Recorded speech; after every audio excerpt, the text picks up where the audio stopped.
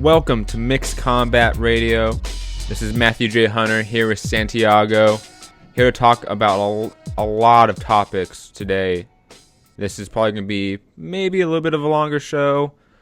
I have yet to decide whether I'm going to make the whole show available to the public or making, some of it available to the public and the rest to the Patreon supporters. Shout out to patreon.com/mixedcombatradio. But Santiago, how are you doing today, brother? Pretty good. Went to the gym today and pretty much just killed time playing Dragon Ball Z on my phone. Now I'm just here at home ready to basically talk about today's topics. Yeah, and we were discussing show topics earlier, and I know because my plan is I want to talk about some MMA. I may try to save that for the very, very end. So if you want to hop off, you can, because we also have a lot of boxing topics to get through. But I say we first need to talk about Nick Blackwell, obviously, just because of the ramifications of it, possibly, or just the significance of a fighter possibly dying, because I think he was quite close to it. I know the doctors were very bleak in their observations before he woke up this week, and I believe he woke up today as well, not just this week. But first off, the fact that he even went back to sparring is something we need to talk about. And Santiago, when you first heard that he went back to sparring, because obviously you're a hardcore fan, you heard about what happened with him with Chris Eubank and going into a coma. Then obviously it wasn't a Pritchard Colon situation, because Pritchard Colon is still in a coma. Our best wishes and prayers go out to him and his family. And then Nick Blackwell, who woke up, was okay from the situation in a sense, decided to go back to sparring, and he got hurt again. What was your idea when you first heard about that? Personally, I was shocked. I thought it was stupid, and knowing that he woke up today and went back to sparring is kind of like, seriously? I mean, you just put it too, Pritchard Colon's still in a coma, best wishes to him and his family on his recovery, and, death is very synonymous with boxing because, we had the death of Mike Towell, and a bunch of other fighters that have died, not just, long ago. These were recent, Mike like Towell a year was this or so year. ago. Mike Towell was this year. That was like 5 months ago. That wasn't that long ago. Yeah, so it's kind of like when you think of that, you got to take into account, like you wouldn't want someone who was in a coma sparring any more than you would someone who just suffered a detached retina or a broken hand. Yes. I mean, it was a point made with Cotto Margarito too. Whether or not he'd even be licensed the week of the fight.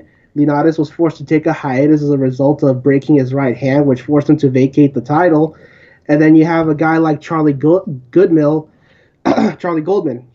the trainer of Rocky Marciano, who broke his hand countless times as a result of having brittle hands. And the funny part is, like, you're comparing like comas, head injuries to breaking hands and detached retinas. Last time I checked, breaking hands and detached retinas don't lead to possible death. Head trauma, unfortunately, even though our sport is sort of built around it, obviously, leads to death. We've seen that, So it's something that I think we as a community of fans, pundits, boxers, trainers, regulators, sanctioners, promoters, managers, agents, everyone in this bubble, so to speak, needs to constantly reevaluate our training mentalities, our culture that we have in this sport, because this is a side effect of it. Nick Blackwell had to have a part of his skull removed to relieve pressure from brain bleeding. So the fact that he's awake is just, I'm not going to say a miracle, because some of you may not be religious, and that's just kind of a stupid thing. It is truly shocking, and I'm glad that the British Boxing Board of Control suspended the trainer Liam Wilkins, and I think that was the right move. I don't think he should ever be allowed into a boxing gym again, and unfortunately that may be the end of his career, but he just put somebody's life in danger, and that matters more. It was completely irresponsible, with basic common sense, just listing what I listed, not to compare them, but basically that with common sense, you'd expect to take specific precautions when dealing with someone who was basically beat into a coma. Yes, and for those who haven't seen the Chris Eubank Jr. and the Nick Blackwell fight, see it with a warning, because at the end of it, somebody does end up in a coma as a result of that action. And I don't remember, was the referee suspended as well from the British Boxing Board of Control? I'm not sure, to be honest with you. I've I'm only not heard about the fighter and the trainer. I'm not sure either, and I think because I remember Chris Eubank Sr. and say whatever you want about the Eubanks, because they're kind of crazy in a sense, but even Chris Eubank Sr. in the corner of that fight was telling his son, go to the body because this kid's going to get hurt and the ref's not going to stop it. And it's, again, the culture of boxing is that these guys need to basically take off years and years of their life in the ring for entertainment. And I think we always need to readdress that and rethink that as a community.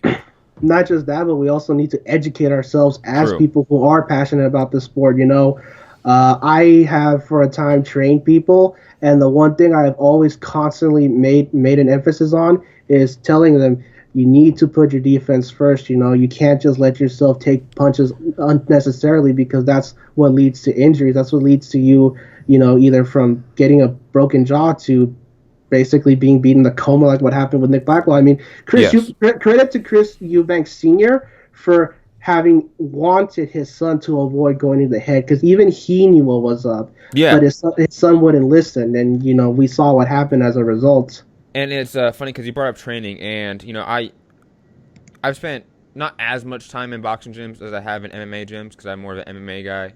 And in MMA gyms, it's very common to see guys spar and work on striking technique without headgear.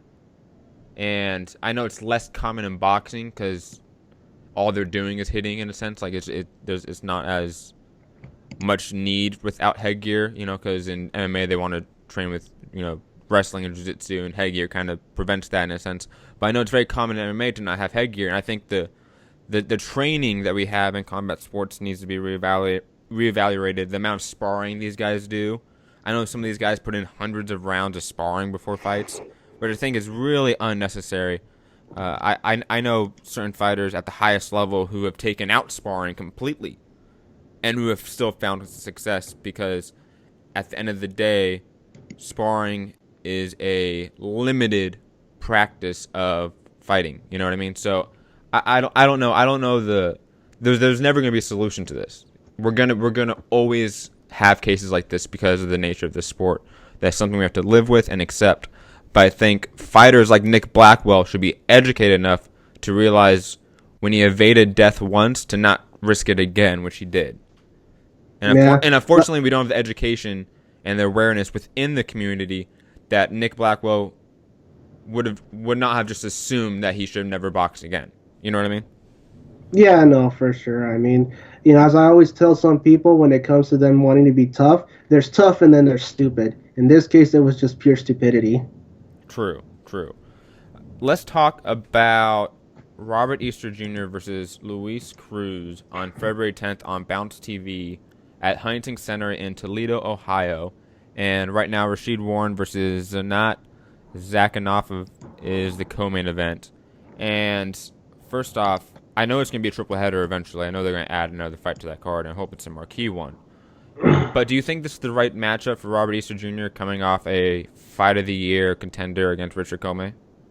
Well, I guess it depends on who you ask for if this is the right fight, because obviously, as you just put it out, Robert Easter Jr. is coming off a Fight of the Year, candidate, and I wouldn't be surprised if, looking at this guy's record, right? Looking at this guy's record, if they basically just wanted to give Easter a soft touch, because I look down his list and I see a draw with Ivan Redkach, a loss to Edner Cherry, God, by KO. I wouldn't be surprised if Robert Easter Jr. goes in and knocks this guy out. Yeah, because I mean, just like I talked about at one point on the Boxing Voice, you don't want to burn these guys out. Unfortunately, mismatches are necessary just to preserve a fighter's career. Yeah, and it's funny because the nature of mismatches always gets brought up in boxing talk, just because it's so much more of a nature in our combat sport than it is in others. MMA doesn't have tune-ups and showcases as much as boxers does. Kickboxing doesn't have that as much, and so forth and so forth. So it's just an interesting concept by itself, and I think there's valid arguments against at least the amount of mismatches we have in this sport.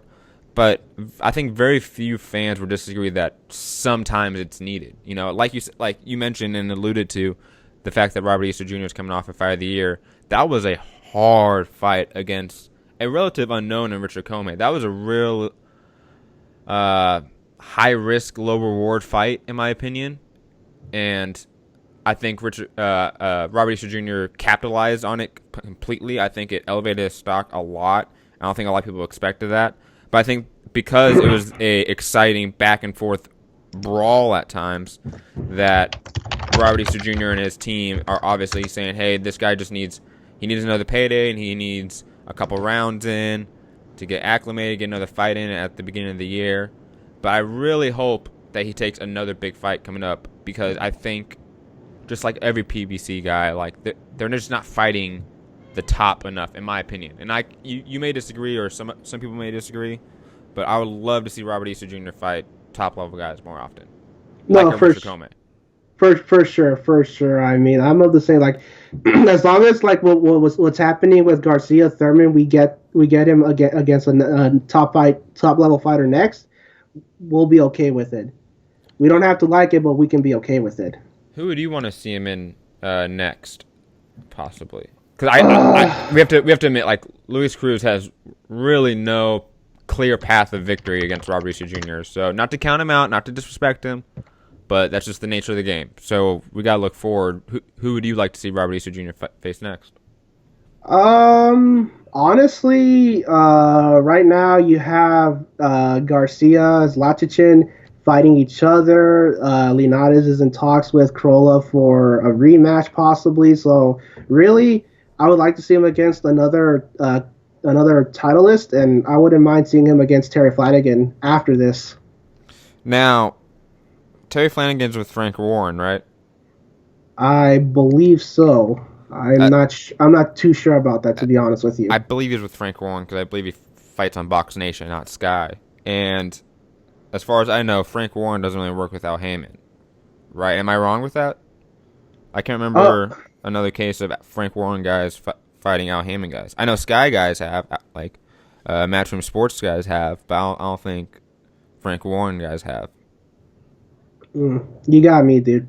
But I do know, like, other guys are in-house with PBC, like Arantes Bartholomew. That would be intriguing, just from a style matchup. They're both tall, really lanky guys, but I think fight very different styles, so that would be interesting. As far as Bartholomew's undefeated, right? Rances Bartholomew. Let me look that up really quickly. And then we got Denis Shavikov, who just beat Richard Commey in a really good fight in a very small venue in Russia. And he also took Rances Bartholomew to a split decision, even though he lost the bout. I thought Denis Shafikov looked very good in that. Other guys in the division, I think Felix Verdejo would always be an interesting fight. Obviously, there's a promotional issue there. Terry Flanagan, like you said, I think would be interesting, but I think there is a promotional issue there. But I just think Robert Easter Jr. against anybody in the top 10 is an intriguing bout. I think Robert Easter Jr. has just that, plus him in that whole division just seem very young, except for like Jorge Linares. They all seem young, relatively undefeated, and all hungry. So I'm just excited for all of them to fight. And to answer your question, yes, Rances Bartholomew is still undefeated, 25-0 with 13 knockouts. Yeah, that's what I thought. With that Cuban style, man, I like Rances Bartholomew. I know, like everyone kind of like forgets about him, but I like him. Oh no, you and me both, and I mean he's got three great wins so far: Antonio DeMarco, Denis Shafikov, and Mickey Bay. True, and the Denis Shafikov fight is now just looking better and better. Yeah, given the way Shafikov looked against Commey too. And even though the Commey fight was extremely close, and I think that fight is one of those fights that's going to be like forgotten in a year. Like no one's going to remember that fight, but I think that fight was very intriguing, and it was a very close fight. No, for sure. You were talking about it too with all of us in the chat too. So it's like it merits being mentioned. Yes, And let's go to the next topic. Sammy Vasquez versus Luis Collazo on FS1, February 2nd, at the Horseshoe Tunica Hotel and Casino in Tunica, Mississippi. First off, as far as I know, Sammy Vasquez isn't from Mississippi. So the location of this bout just makes no sense to me.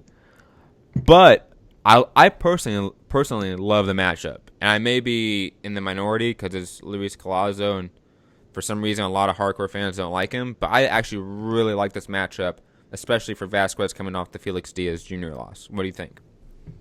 No, I mean, to be honest, I was surprised this was going to be his next fight after the Felix Diaz loss because, Diaz stepped in for Collazo after Collazo suffered an injury.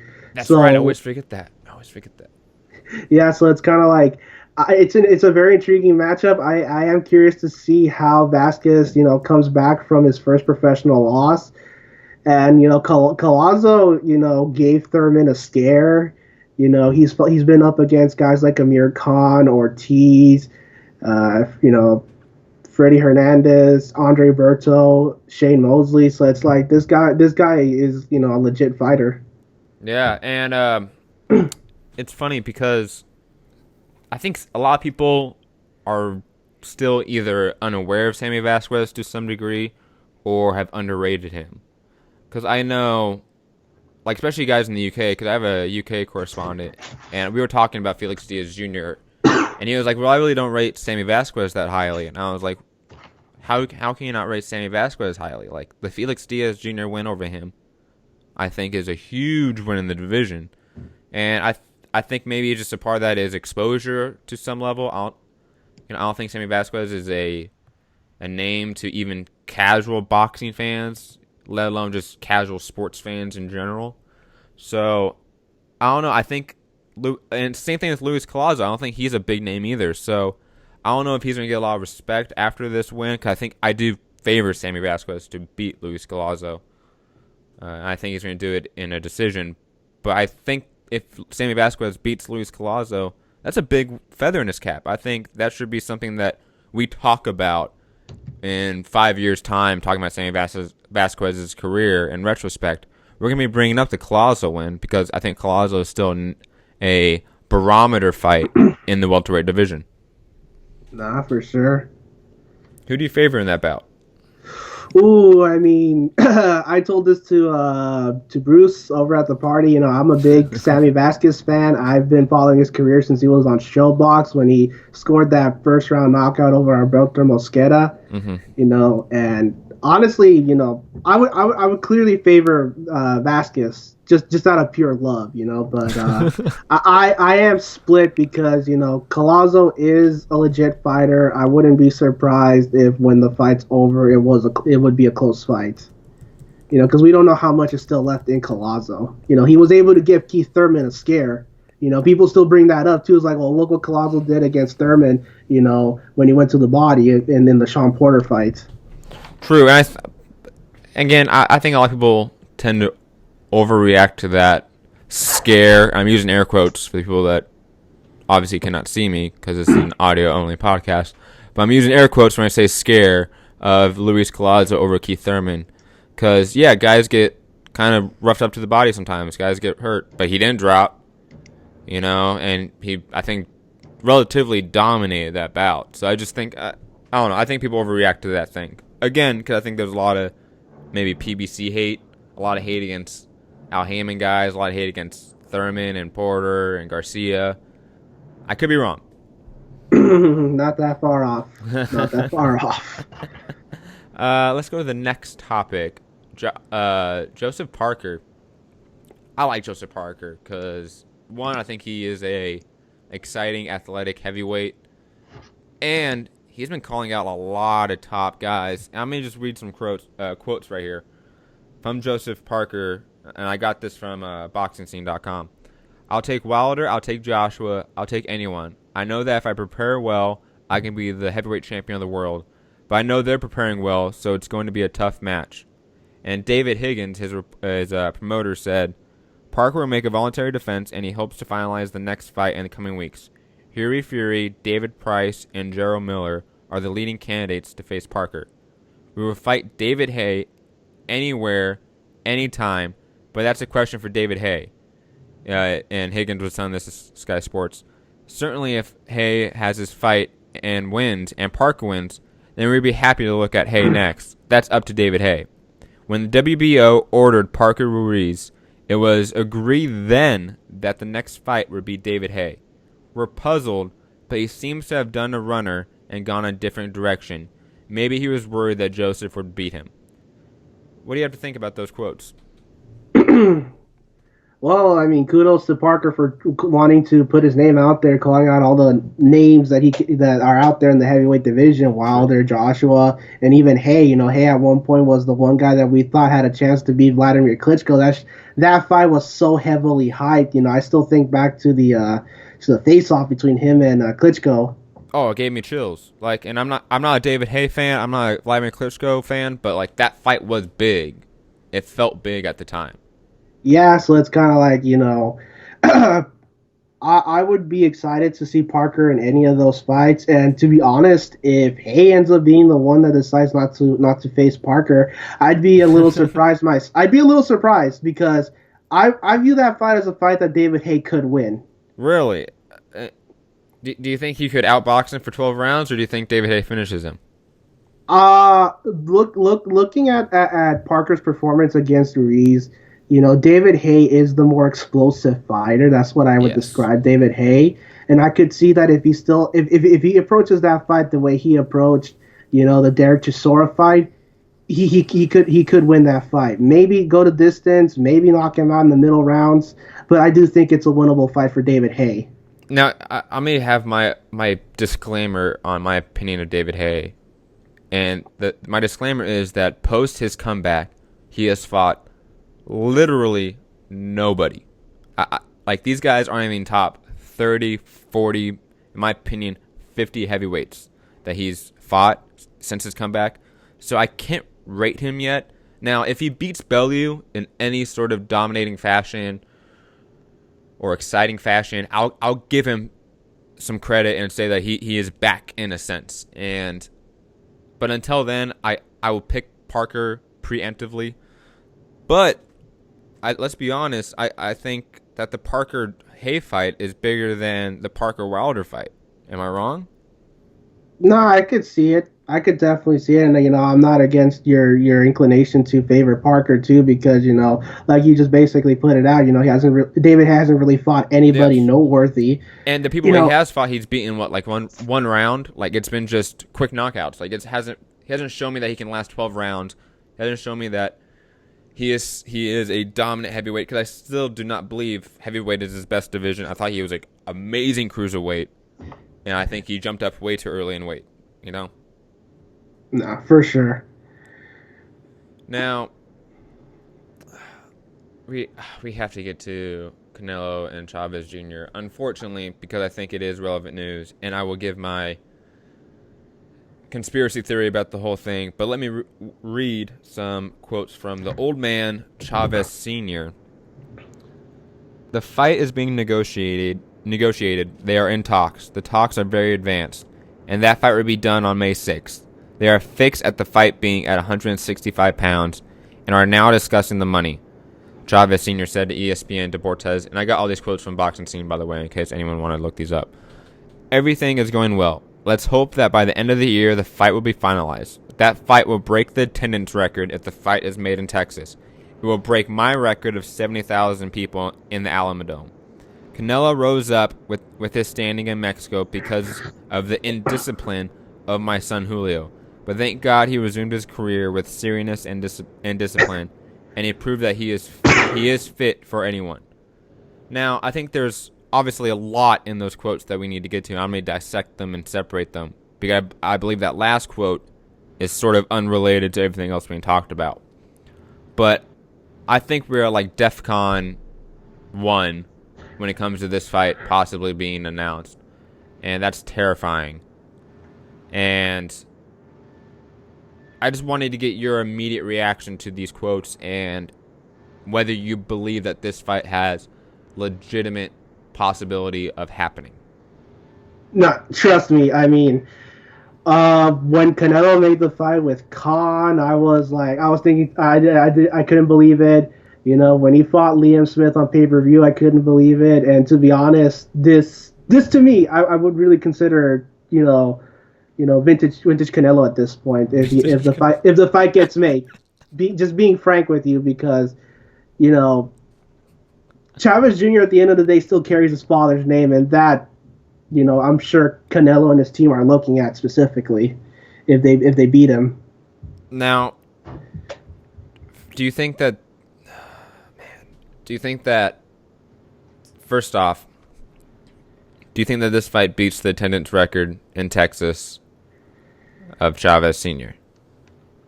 Rabid fan bases.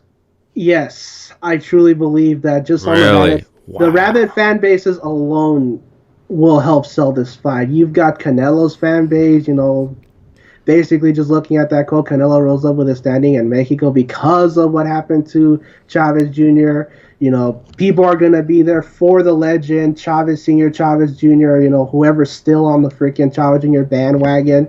I honestly, as much as it probably would stun us, I would not be surprised if the attendance record is broken just based on those rabid fan bases alone.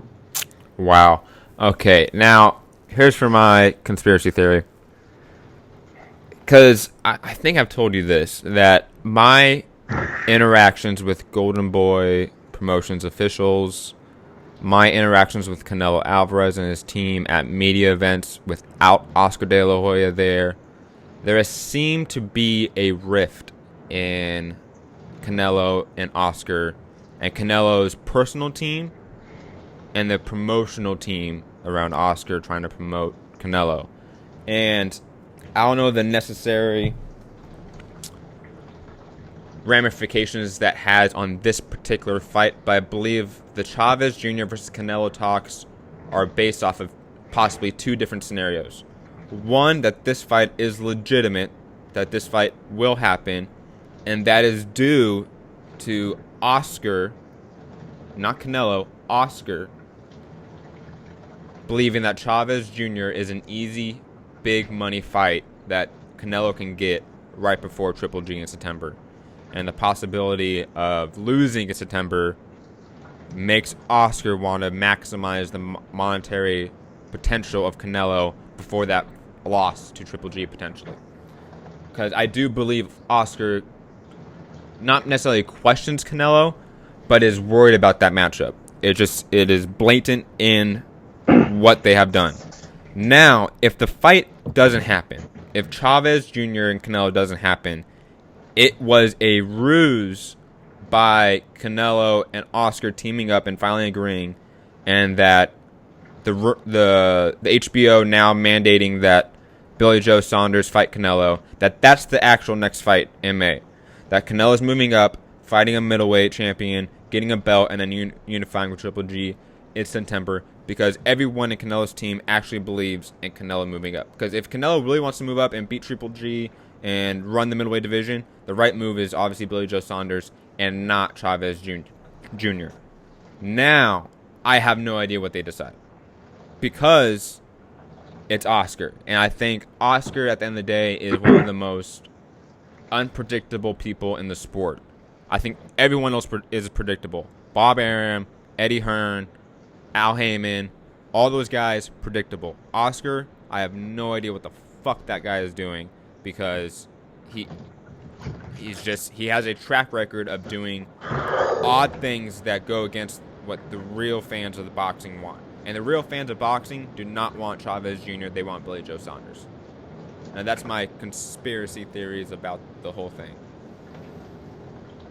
No, they're both valid. To be being honest with you, I consider both theories valid. And honestly, I've been the one to suggest as well that if Canelo really wanted to have like an entry fight at 160, then I could see him taking on Billy Joe Saunders, because I think that is a winnable fight for Canelo. Oh, easily. E- I think it's like a 8-1 sort of odds. It's similar to Triple G and Jacobs odds, in my personal opinion. And that may seem crazy to some UK fans, but you guys in the UK need to understand that Billy Joe Saunders is trash.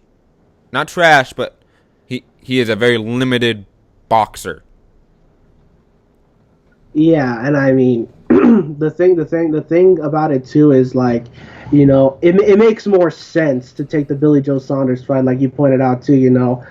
Get the title, fight a unification title, and basically have an undisputed middleweight champion determined once those two fight each other. You know, because you can't lose that way. You really can't. I can't see any way you lose in that scenario. No, and it's sad because unfortunately, if Canelo picks Chavez Jr. or Billy Joe Saunders, and if the guarantee is there for Triple G in September, none of this really matters. Like at the end of the day, I don't think any of it really matters in the long run, because I favor Canelo heavily against both Billy Joe Saunders and Chavez Jr., and I still favor Triple G heavily against Canelo, and so like whatever the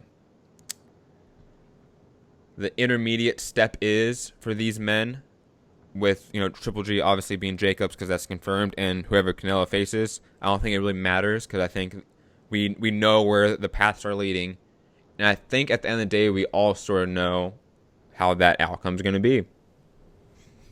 Yeah. If the track records show themselves, then yeah, the outcome is pretty much plain for anybody to see. True. Now we're about to step into the topic of drug testing in combat sports. Now, do you have any sort of final thoughts about any of sort of these headline, breaking news sort of topics we've gone over before we head into a more of a discussion-based topic?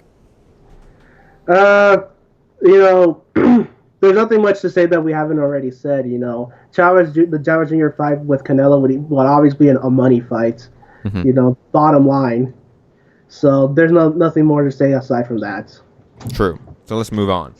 Now, this is going to slowly drift into MMA in terms of just basic information, where I'm getting the information from.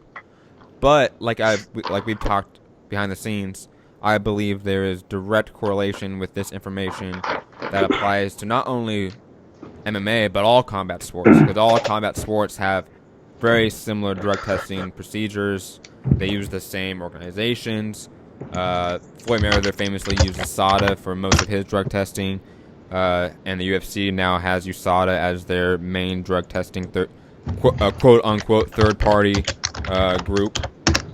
But so I'm going to get into some information here, and then we're going to go over it, dissect it, discuss it, and how it relates to boxing.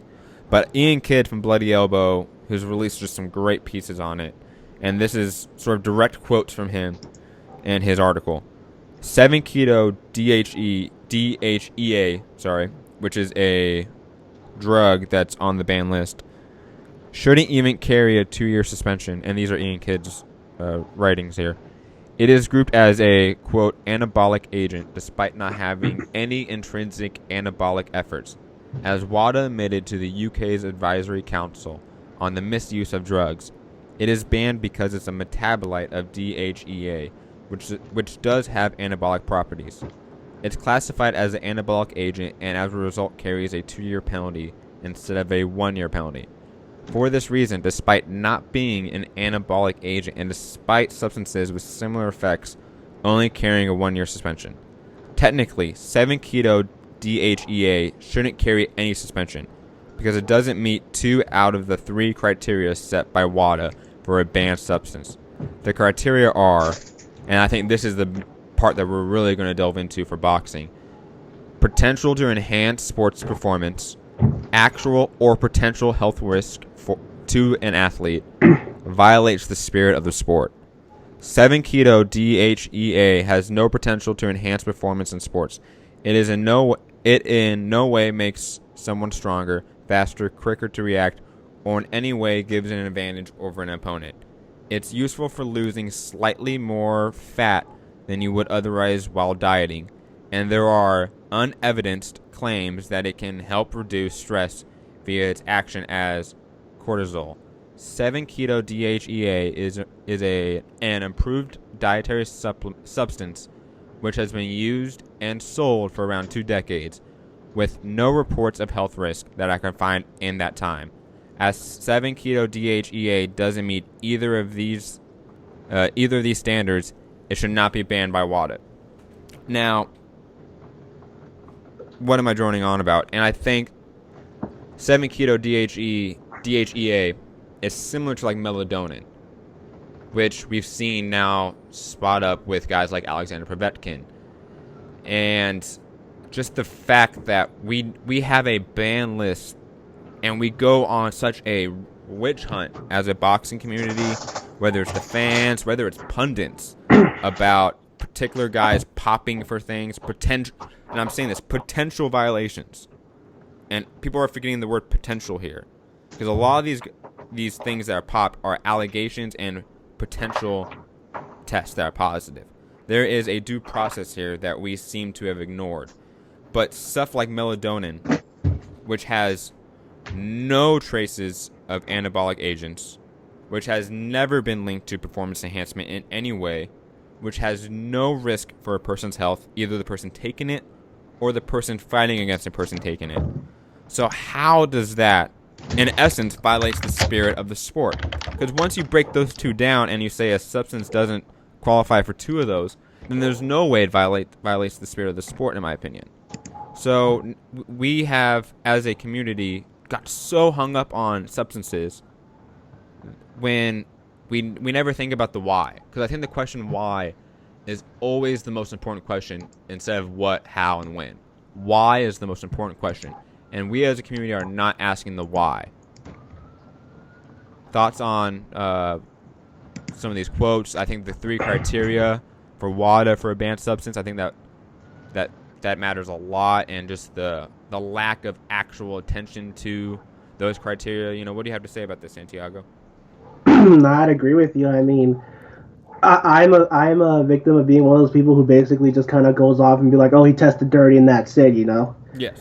But, hearing and reading these things, you're right, because it's kind of like, at best, right? At best, you could go with like violence for sport, but even then, that's like a horrible stretch, you know. And that's such a vague thing that you really can't quantify, right? Like, what is the spirit of the sport? Is there a book somewhere that says the spirit of boxing?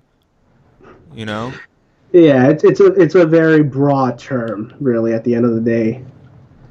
And really, if all this thing does is help you lose weight while dieting, it's kind of like, yeah, you get that. Oh, darn. The thing is, like, we have now made weight cuttings, and like I've talked about this before, we've talked about this before, that weight cutting is this archaic thing that we have in combat sports that does not exist in literally any other sport. Only combat sports has weight cutting, but yet we do it.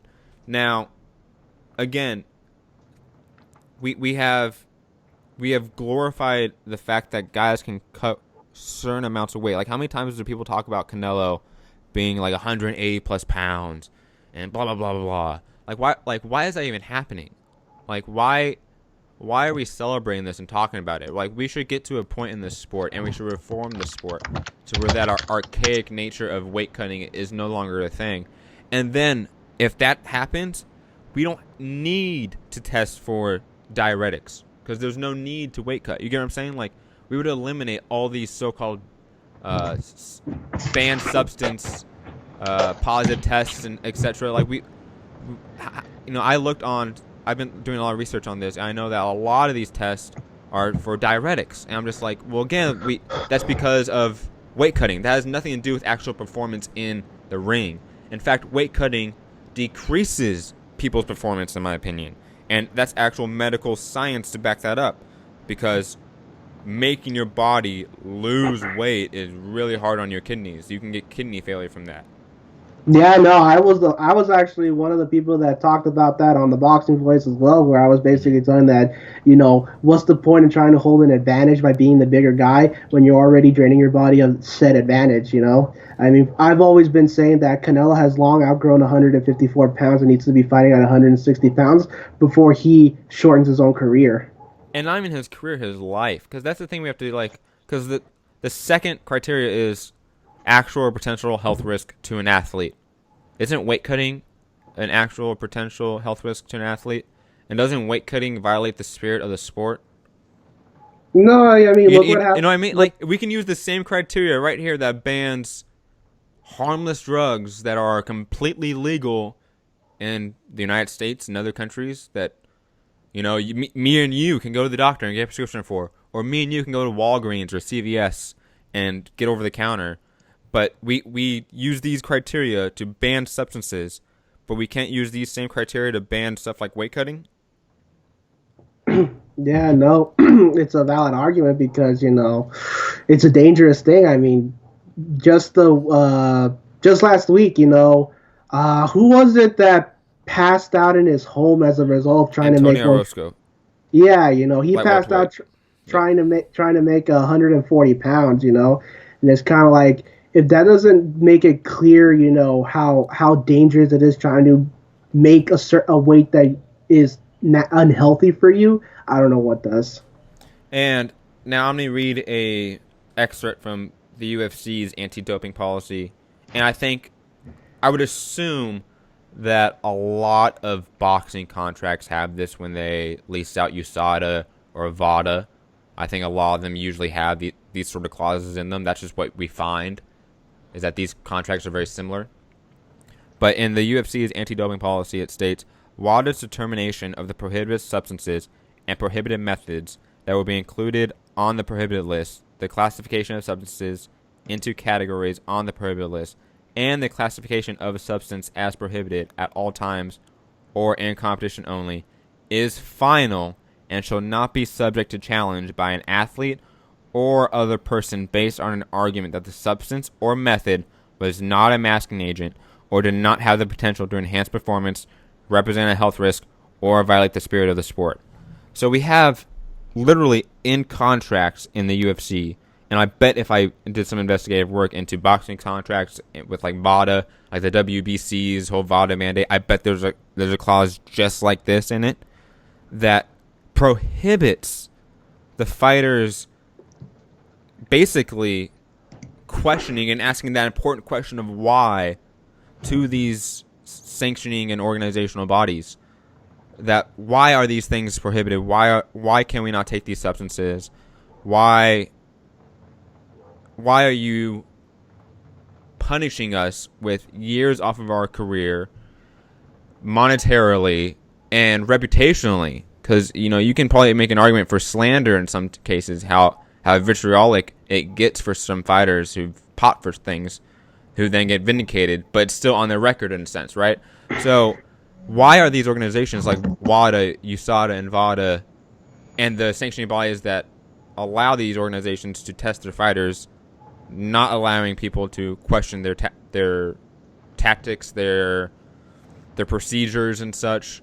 To me, that is a huge red flag, right?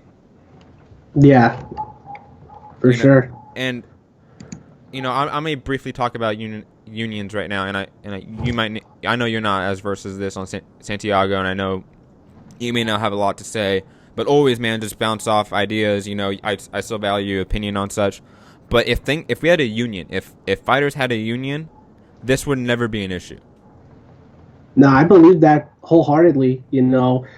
It's one of the many things that most working class people fought for, just for your regular job. Working coal mines or Exactly. factory workers or whatnot. So it's like, why can't boxing have that as well? Yeah, I mean, these guys are in a sense risking their lives more so than I would say basketball players and baseball players. But those athletes, those world-class athletes who are on the same world-class level as boxers and MMA fighters and kickboxers, they get certain protections that these guys don't. And obviously, for those that are listening, go back, listen to my interview with Lucas Middlebrook.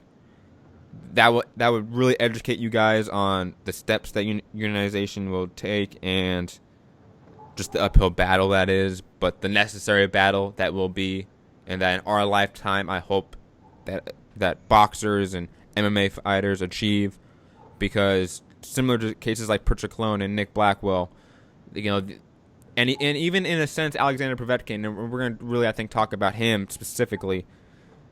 because I think he is the perfect case study of this, is that these guys, at the end of the day, need protection from everyone and everything, because they are the ones that are going to get, what's the word? Not messed with, but they're the ones that are going to get used and abused in the system. The system that we, the fans and the promoters and the sanctioning bodies have created, is one that abuses fighters. It does, and even the media in a sense. And I'm one to blame. Like I made a joke comment on Twitter earlier about how, because Alexander Povetkin passed his latest test, actually, he passed the December 13th test. And I made the comment, oh yeah, because he was already cycled off, and it was just that's a lowbrow, hanging fruit sort of comment. And we as media, we as fans, always need to reevaluate how we treat fighters based off of these things, because again, we don't ask why. But talking about Alexander Povetkin, he popped for melatonin against Deontay Wilder, and there are doctors, there are many people that have already gone on the record saying that there is zero evidence of performance enhancement with melatonin, and there is obviously zero evidence of any sort of side effects that might be a health risk to an athlete. So right then and there, melatonin shouldn't be on the ban list, period. So I don't think that positive tests against Alexander Povetkin counts, and I think that you would tend to agree, right, Santiago? Most definitely. Now, he popped for Osterin, I believe is how you pronounce it. I might be butchering it, but that's a little more complicated. And one thing that I remembered happening in MMA is that there was a UFC fighter by the name of Tim Means who also popped for the same exact substance, and he got a 6-month suspension from USADA, and that was he took like a plea deal in a sense, right? Like it was supposed to be a 2-year suspension, he got 6 months. And the way he proved it was off of a tainted supplement. And the fact that just in the U.S., obviously Povetkin's in Russia, but I'll get to that. In the U.S., if you go to stores like GNC, all those supplements you see, like creatine and such, are completely unregulated. The FDA does not approve them, does not look into them. So there's been tons of cases, especially in MMA, because of USADA's now direct influence in the UFC of tainted supplements, and that being a excuse or evidence contrary to these allegations of potential doping.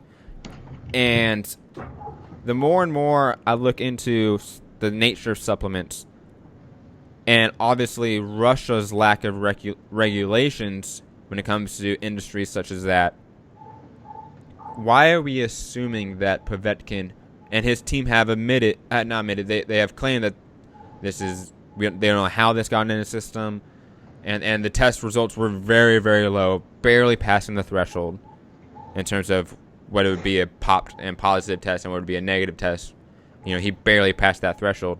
And just the nature of supplements, why are we assuming that Povetkin is this PED user? Why are we not at least asking the question of, maybe it was a supplement, let's see if he can prove it, and through due process either show his innocence or show his guiltiness, right? No. I mean, there's a difference between what's happening right now with Povetkin and the Balco scandal that happened with Mosley. Yes. Two very different situations, I would say.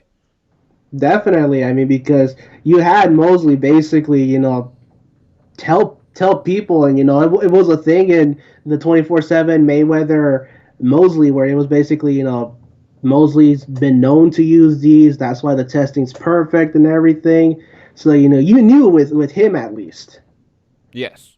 Now, do you think in boxing, in our lifetimes, we'll ever see a major sort of reform in the regulations of our sport? God, I'm not sure if you're on the same boat as me, but I would love to see that for the foreseeable future. But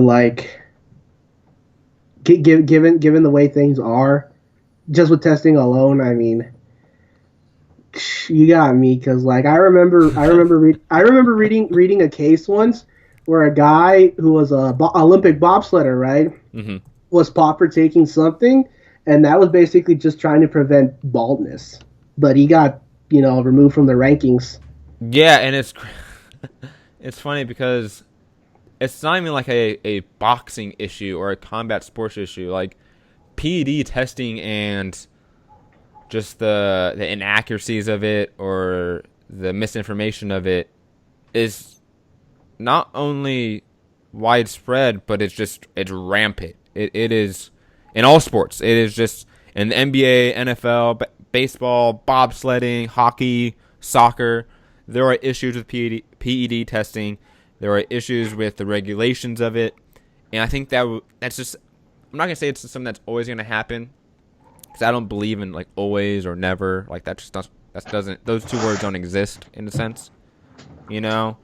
But I would obviously the system that has been created over the past 100 years of sports in the world, because it's been about 100 years of major sports forming and the systems we have, institutions we have being into place to what we have now. It's been about 100 years. So the system we have is built in a way that does not allow change. And obviously, change is hard, it's difficult, but I think it's something that obviously can be done. Especially if the athletes, the boxers, the fighters themselves take it upon themselves to really push for this. Because I for one, like you said, I want them to have this. I want fighters to have protections. I want boxers to have protections. And it would be really sad if that's something that can never happen for these world-class athletes when I view them on the same world-class level as a LeBron James or a Kobe Bryant or Tom Brady, like, and it's sad that they don't get the same treatment. Yeah, and honestly, I just hope that when the reform does come, you know, It's a good reform, obviously. it's not only a good reform, but isn't a result of tragedy, like what happened with the No, good point. like what happened with the Triangle Shirtwaist Factory fire. Yeah, and it's like, and even in a sense like the Muhammad Ali Act. Like the Muhammad Ali Act was basically pushed through Congress because of the how Muhammad Ali degraded in time and his health. Yeah, Because Muhammad Ali was such a huge figure, not only in boxing but just in pop culture in this nation. And when we saw what he was really like after boxing, whether or not Parkinson's is due to the boxing, we have no idea. We will only know now that his brain is being studied and researched. Obviously those findings will hopefully come out, and we will have more information based off of that.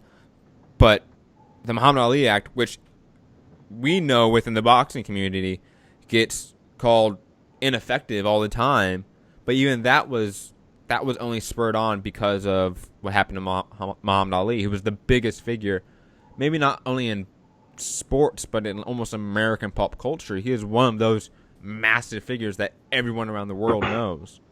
So, guys like Pritchard Colon, if Pritchard Colon died, would anything happen as a result of that? Would any change happen to the sport? And that's really grim stuff to talk about, but that's stuff that we have to talk about. yeah, because the unfortunate fact is that it is a reality. If we don't want that to be the push it needs, we want them to basically say, let's prevent this before this actually happens. Yes, exactly. Because as we know, deaths used to be way more common in boxing, and obviously steps have already been taken to skirt the amount of deaths that we used to have, especially like back in like the 20s and 30s and 40s. It was just more common. Oh, easy. I mean, when you look back, I think back to Max Baer when he killed a man in the ring. I think back to the Ray Mancini Dooku Kim, which was the catalyst for shortening 15 rounds to 12 rounds. There's so many examples you can look through in history. Now we're going to talk about a little bit of a lighter subject, because Santiago, I don't know if are you leaving when I'm going to be talking about MMA, or are you gonna stay on? Oh, I'll stay on and listen to you, but okay. If any questions you may have, feel free to ask. I mean, MMA is not exactly a topic I am well versed in, but any 2 cents you feel that I can give, feel free to ask. Now, some late noticed breaking news, sort of. It's not really breaking news. I think it happened about maybe like 30 minutes ago. But Artur Beterbiev knocked out his opponent, Israeldo Renani Preto, in the first round. And obviously, I haven't seen the tape of this fight because I've been on the podcast with you. And I would have to watch it in illegal ways. And I would never do that. Wink, wink, nudge, nudge. But where do you place Artur Beterbiev at this point? I mean, he's undefeated. He's knocked out every one of his opponents. I don't know. I know people aren't sold on him. What's your opinion on Beterbiev? I think PBC has been promoting Beterbiev as like that next coming for the light heavyweight division. Yes. Not like the next star, but one of the potentials to be the next star. Yes. He knocked out Gabriel Campillo in impressive fashion, and that was a guy that another robbery. Beat Tavoris Cloud. So it's kind of like I look forward to this, and to be honest, I would love to see Beterbiev, depending how everything goes, maybe take on the winner of Beretta Smith. Well, it does unfortunately look like Barrera and Pascal may happen, and I have no idea what Joe Smith is going to do. But obviously, promotional ties are something we always have to think about. Joe Smith Jr. Is Joe Smith? He's with Lou DiBella, right? He's with Lou DiBella, but he's been on PBC too. Yeah. The Fanfara. Yes, Smith, that was on PBC, right? Yeah, exactly. I would not be surprised if Lou DiBella's like, put my boy Joe Smith Jr. in there with Artur Beterbiev. Let us take that hype, because Lou DiBella is one of those promoters that is not shy from putting his guys in tough fights. Not only that, but it would be a great matchup for Beterbiev too. Beterbiev's team can look at this as like we're gonna fight the guy that just knocked out Fanfara in the first round. Became the first person to knock out Hopkins. I mean, why wouldn't they want to beat a guy that has that credentials behind him already in his two most recent fights? Now, obviously, because of the promotional ties, I want to say Sullivan Barrera's with Kathy Duva, who does not work with PBC, from my knowledge. So it's really Joe Smith Jr. and Beterbiev who are the young guys who could fight Adonis Stevenson, realistically, because of promotional ties. Who do you see being the likely guy of those two to upset and beat Adonis Stevenson? Oh man, I honestly, that's a really tough call to make right now, because I like Beterbiev. I think he's a pretty complete fighter. I think he's maybe a little bit more complete than Joe Smith Jr., being frank. But okay, interesting. But I honestly, I don't think Beterbiev would have any better shot at beating Adonis Stevenson than Smith would. Now, do you favor Adonis Stevenson against both of them at this point? Depending where Stevenson is in his career, yes, I would favor him, because when he fought Cloud, he looked so impressive, and yes. Recently it's been a string of fights where it's kind of like, okay, so he's just keeping busy, he just needs to use his left hand, and honestly his performances there too have been questionable, because he went 12 rounds with Saki Obika, a 168 pounder. Now we also have to, I think, something we don't think about is Adonis Stevenson's age. He's, 38 years old? Yeah, about 38, 39 by now. And I think that's something that we don't really think about, because he doesn't look old. Like Roy Jones Jr. and Bernard Hopkins, those guys looked old pretty fast, in my opinion. James Toney looked old pretty fast. Yeah. But Adonis Stevenson looks the same now than when he really started entering into the big stage, in my opinion. His looks haven't changed. He doesn't look older, except for his fighting does, in my opinion. I think he just looks slower. His reflexes look slower. His feet look slower than ever. I think even his hand speed kind of looks slower now than did back in the day. Nah, being frank, looking at Adonis Stevenson just on his last performances, it's a far cry from the performance he had against Tavoris Cloud. Yes. Back then, that's when we were thinking, Kovalev, Stevenson, but, as time has, passed, I don't know if I could speak for you, but I'm of the opinion that it would be a pretty easy, Kovalev win at this point for Kovalev. Yes, and I think Andre Ward and Sergey Kovalev beat everyone else in the light heavyweight division. Like, that's just my personal opinion. No, mine too, for sure. Now I'm going to talk about some MMA. You know, Santiago, you hang out there. You just you take it all in. If I have any questions, I'm going to bounce them off you. You got it? Got it. Conor McGregor versus Khabib Nurmagomedov. And obviously, this is not official. Don't take this as official. But from Sharedog.com by Tristan Critchfield, Dana wrote about this. And Dana White was telling Fox 5, we're focused very heavily on Russia right now. We're working on Russia. First of all, there's a ton of talent coming out of Russia and a lot of fans. There's a fighter named Khabib Nurmagomedov who's from Russia, and he's insanely popular, which he is. The next fight could be Conor versus Khabib. And obviously it's Dana White talking, and Santiago, you know promoters. Promoters lie. Like, that's just, they hype things up. They put That's things the nature out of a promoter. Yeah, they put things out there as feelers to see what the public reaction is.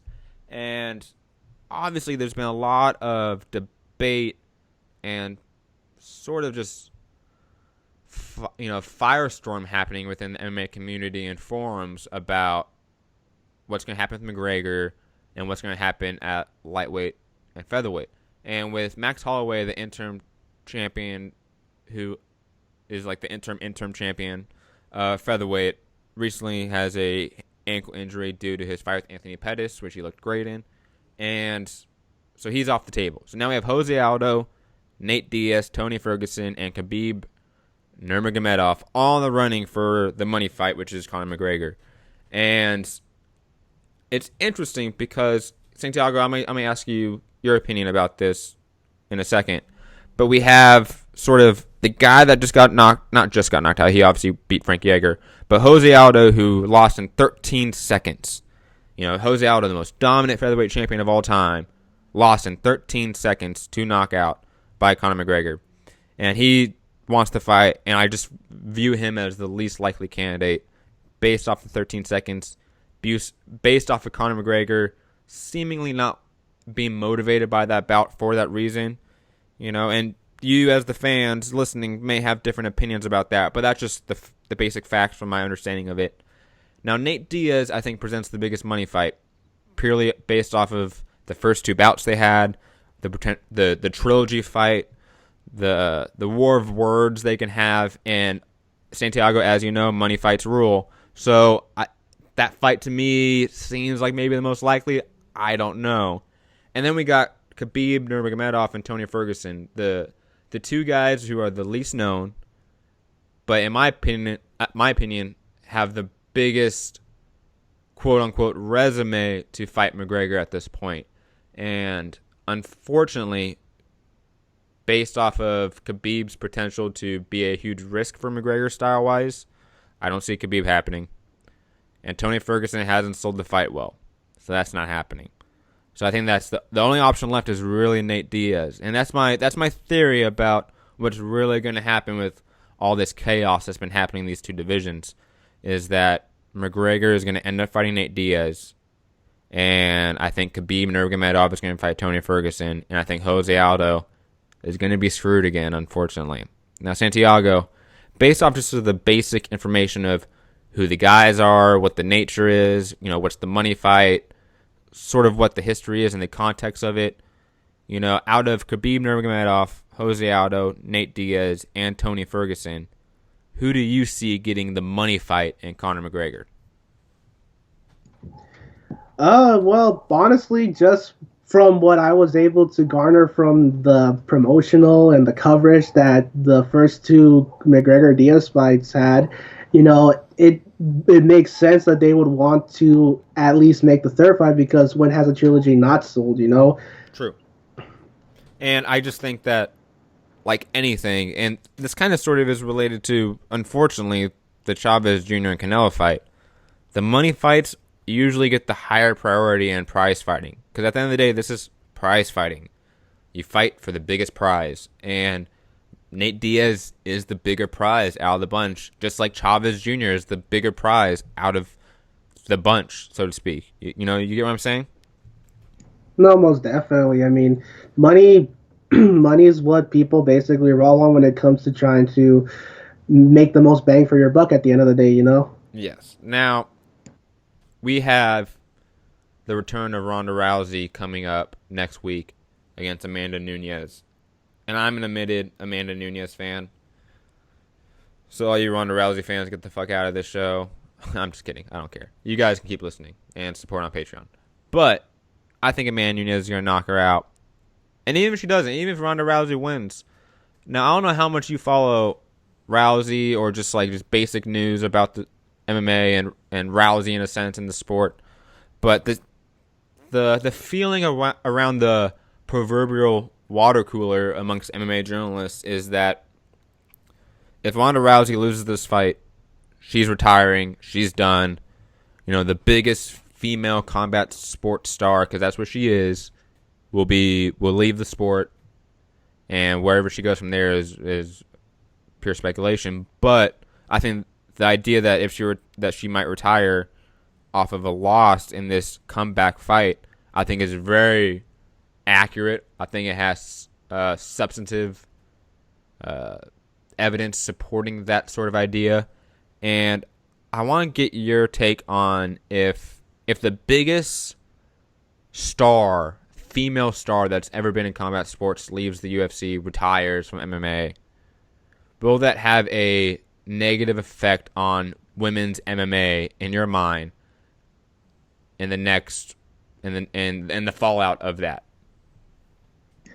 Oh, shit. Honestly, I wouldn't be surprised if that's what ended up happening. I mean, given the way she was followed after her loss to Heather Hardy, Mm-hmm.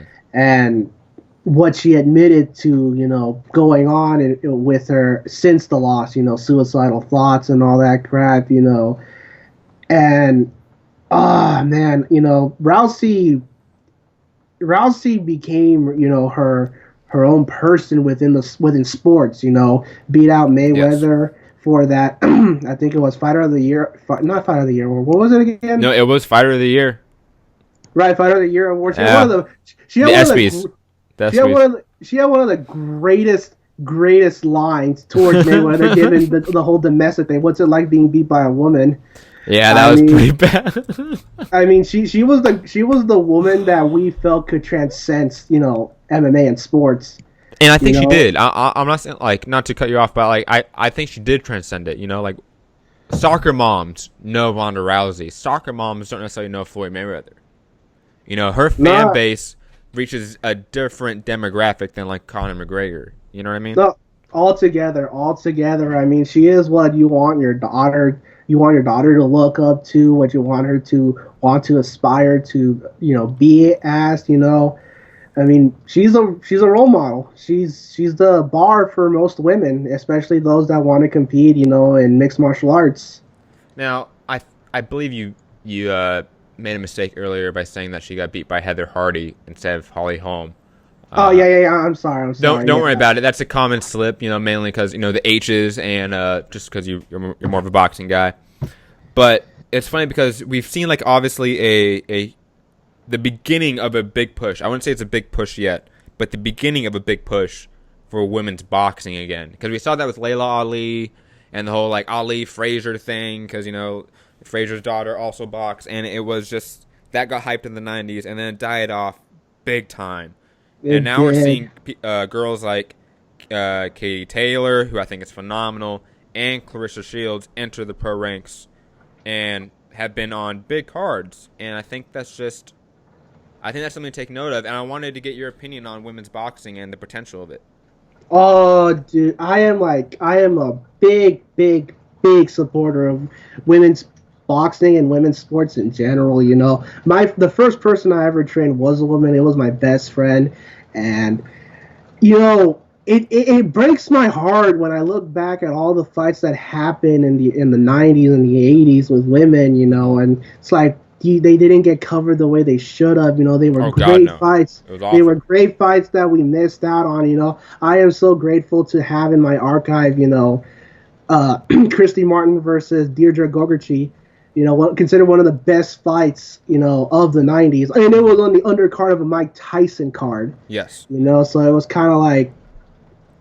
Women's MMA has done a good service for women's sports in general. I am I glad agree. that Dana White reversed his stance on women's MMA and has promoted it as well as he does, men's MMA. And I want professional boxing to follow suit in that because you cannot lose with women's boxing. There are so many good fights that can happen and will happen. I mean, oh God. I mean, And this could be a different podcast altogether. If you ask me.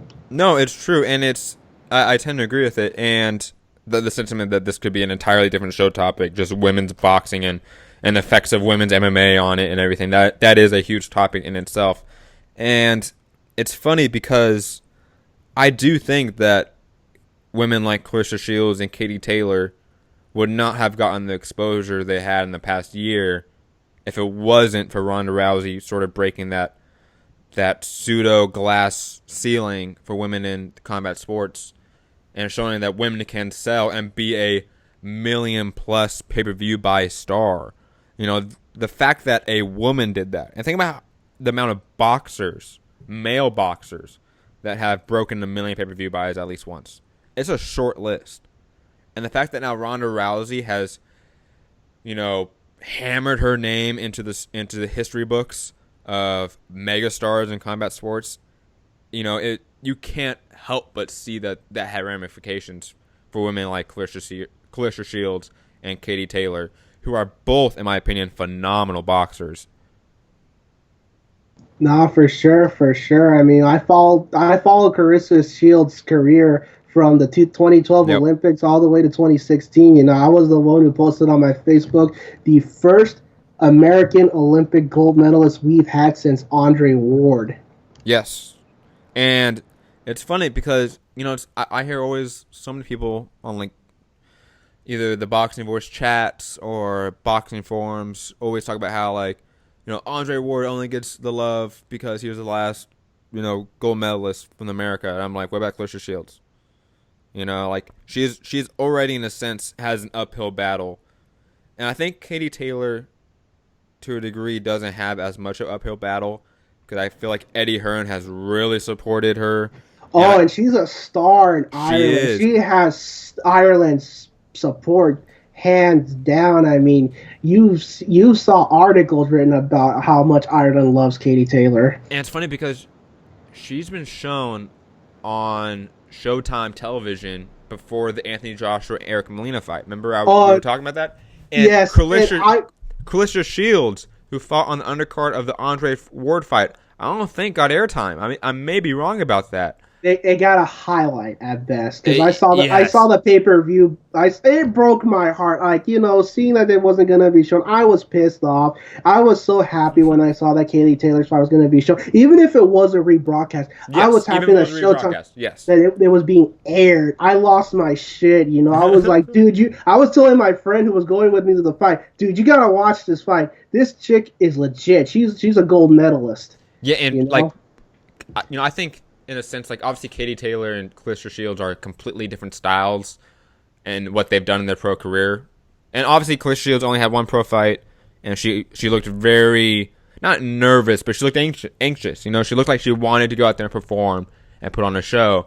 And I would love to see her fight and be a little more disciplined and measured, because Katie Taylor looks so measured in her bouts, and she just picks apart her opponents.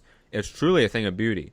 It is, especially that body work in that fight. It was the highlights between rounds. Yeah, and again, I think that boxing fans, because of just the fact that boxing fans are usually a little bit older than MMA fans, and even that's not like the full issue, but boxing fans in a sense are just more archaic in the way they think.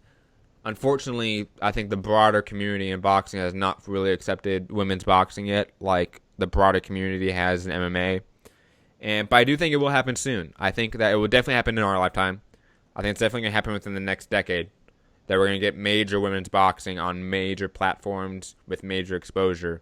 That's definitely going to happen for Clarissa Shields and Katie Taylor. If they can succeed and put the sport on their back, I think the women's boxing will really explode in the next decade.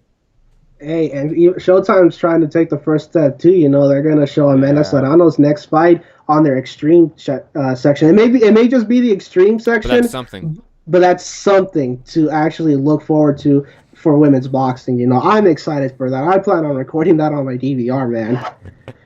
Well, And like no, we like strayed so far away from MMA right off the bat. So like, go ahead and like give your final thoughts on the whole MMA topics that you were talking about, and then we'll just wrap this up. yeah, and I really don't have much to say because I'm gonna have another show next week. Obviously, breaking down the Ronda Rousey Amanda Nunes card, UFC 207. I'm gonna have another podcast next week breaking down the New Year's Eve action in Japan. We got, I think, at least 7 legit world title bouts happening on December 30th and December 31st in Japan. Inoue is fighting, who's like the most dreaded man from Japan right now. Everyone wants to see him fight Roman Gonzalez. He's fighting December 30th. So I'm going to definitely break down that card. I'm going to have another episode out tomorrow for you guys that just are traveling, all you fans, because I'm not doing anything Christmas Eve. I can put on another show for you guys because you guys deserve it.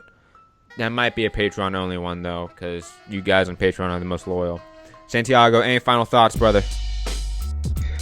Oh no, I mean we had ourselves a lot to talk about. Even I had a fair share to say about the whole MMA topic and how that correlated with boxing. A lot to look forward to. Listen, support the show, and I look forward to being on the next show with you again. Thank you, Santiago, for coming on and dealing with some MMA talk. I know it's not your favorite, but I think it was a great show. I always love your input because I think the whole goal of this show and this future website is to bring all of combat sports fans together.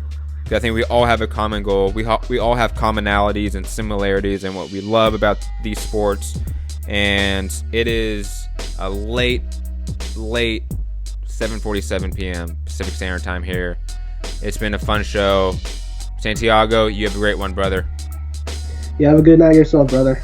Everyone else out there listening, either in the past, present, or future, as Blackface from TBV likes to say, what a great caller. You all have a great one and have a great holiday. Whether you're celebrating Christmas, Hanukkah, Kwanzaa, whether you're Muslim, whatever, it doesn't matter. Happy holidays. Peace.